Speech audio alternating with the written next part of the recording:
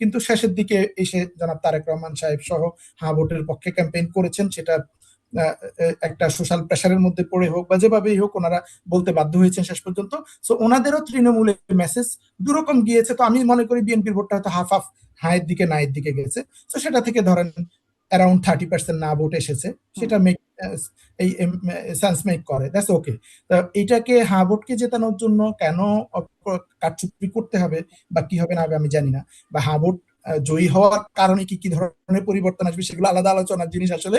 But Ha vote জয়ী করার জন্য কারচুপি যদি করে থাকে সেগুলো নিঃসন্দেহে যে কোনো ধরনের কারচুপি কারচুপি, এবং এগুলোর ব্যাপারে নির্বাচন কমিশনের পরিষ্কার করা উচিত যে কেন এই ধরনের কারচুপি গুলা হয়েছে বা কারা করেছে, অথবা সত্যিকার অর্থে কি হয়েছে। এটা কিন্তু কিন্তু আসলে পরিষ্কার হব কিনা সেই সন্দেহটা একটু জ্ঞাপন করেই রাখলাম। আর এই যে ডক্টর আব্দুল তুষারও বারবার বলছিলেন যে ইতিহাসের নির্বাচন করবার যে কথা এই সরকার বলেছে, একদম সামারি এক লাইনে জানতে চাই আপনার কাছে ডক্টর শিব্বির আহমেদ, ইতিহাসেরা নির্বাচন হলো? শুধুমাত্র সিটি ব্যাংকে অ্যাকাউন্ট থাকলেই করতে পারবেন গুগল পে, তাই অ্যাকাউন্ট খুলুন আজই। আমি যদি ইতিহাস সেরা নির্বাচন করতে হলে ইতিহাসের কোন জায়গা থেকে আমি শুরু করতেছি কম্পেয়ার করা, বাংলাদেশের ইতিহাস। শুধু বাংলাদেশের ইতিহাসে আমি যদি বলি, আমি যদি শুধু সহিংসতার পয়েন্টে বলি, নির্বাচন পরবর্তী এখন সহিংসতা হচ্ছে নানান জায়গায়, কিন্তু নির্বাচনের দিন পর্যন্ত আমি যদি সহিংসতার জায়গা থেকে বলি, তাহলে আমি বলবো বাংলাদেশের ইতিহাসে যত নির্বাচন হয়েছে আমার যতদূর ধারণা, আমি যতদূর দেখেছি 91-96 এর পর থেকে যে নির্বাচনগুলো দেখেছি, তুলনামূলক অনেক বেশি সহিংসতা হতে, আবার সহিংসতা কম হয়েছে, নাম্বার ওয়ান। নাম্বার টু হচ্ছে পার্টিসিপেশনের দিক থেকে যদি বলি, স্ট্যান্ডার্ড পার্টিসিপেশন হয়েছে এবং কিছুটা ভালো পার্টিসিপেশন, আমি বলতে পারি 60% পার্টিসিপেশন হয়েছে।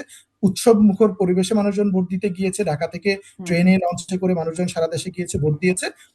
এই জায়গা থেকে আমি যদি বলি, এবং ভোটের পরে ফলাফল মেনে নেওয়ার ক্ষেত্রে রাজনৈতিক দলগুলোর মধ্যে অল্প কিছু অভিযোগ ছাড়া মোটা দাগে তারা ফলাফলকে মেনে নিচ্ছে। তো এই কয়েকটা ইন্ডিকেটর থেকে আমি যদি দেখি, পার্টিসিপেশন, সহিংসতা এবং ভোটের আগে আচরণ বিধি মেনে চলা, ধরেন এবারে পোস্টার করা যাবে না, আচরণ বিধি ছিল, সারা দেশে কিন্তু পোস্টার লাগানো হয়নি, এটা একটা বড় উন্নতি হয়েছে। তো এই সামারিটা কি ইতিহাসের নির্বাচন? এই কয়েকটা ইন্ডিকেটর থেকে আমি বলতে পারি এটা একটা ভালো নির্বাচন হয়েছে, এবং বাংলাদেশের অতীতের যে কোনো নির্বাচনের চেয়ে ভালো হয়েছে। ইতিহাস সেরা হবে কিনা সেটা মূল্যায়নের ওই তো অতীতের যে কোনো ভালো নির্বাচন মানে তো সেরা নির্বাচন, তাই না? আমি বলছি যে সহিংসতার ক্ষেত্রে এবং আচরণ বিধির ক্ষেত্রে এবং নির্বাচনের রায় মেনে নেওয়ার ক্ষেত্রে এই কয়েকটা ইন্ডিকেটর আমি বলবো এটা ভালো হয়েছে। ডক্টর শিবির আহমেদ, আপনাকে ধন্যবাদ। ডক্টর আব্দুল তুষার, এই যে 60% ভোট পড়েছে বলে শেষ পর্যন্ত জানলাম, এইটা জানাতে এত দেরি হলো কেন? এই ব্যাখ্যাটা কি স্পষ্ট হয়েছে যে সাধারণত ভোটের পরপর, মানে ভোট শেষ হওয়ার পরপর আমরা জেনে যাই কত পার্সেন্ট ভোট পড়েছে, বা এটা জানানোটা খুবই সহজ একটা কাজ, এটার মধ্যে কোনো কঠিন কিছু নাই। কিন্তু কেন দেরি হলো? পরের দিন গিয়ে তারপরে দুপুরের কাছাকাছি যাওয়ার পরে জানতে পারলাম কেন? এটার কি কোনো ব্যাখ্যা পেয়েছেন?